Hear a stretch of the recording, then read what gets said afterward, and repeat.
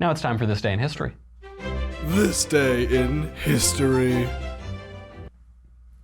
On this day in history in 1820, King George III died. You will remember King George III from when we whooped his greatest military force in the world during the Revolutionary War and won a country for ourselves.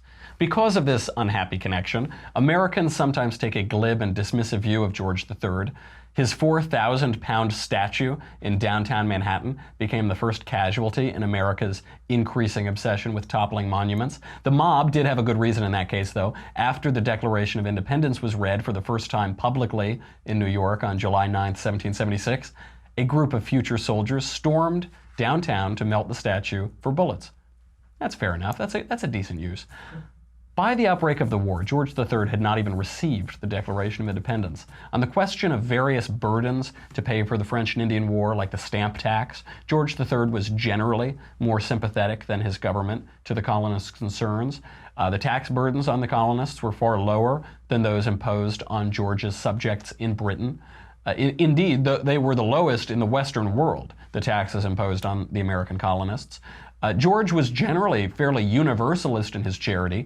One of the complaints, actually, that our founding fathers listed in the Declaration of Independence is that the king had defended the rights of, quote, merciless Indian savages. He was too nice to the Indians. After the Revolutionary War, King George III was very frank about this. You know, this is a guy who had a great character and reputation in Britain.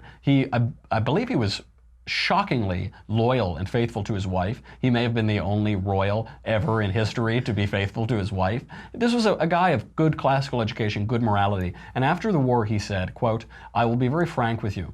I was the last to consent to the separation, but the separation having been made and having become inevitable, I had always said, as I say now, that I would be the first to meet the friendship of the United States as an independent power. He didn't want to lose the Americas and the United States, but having lost them, he met them as gentlemen and as separate independent powers. When Benjamin West, George's royal court painter and a good old Pennsylvania boy, told King George III that George Washington would step down as leader of the United States after 2 terms, George responded, if he does that, he will be the greatest man in the world.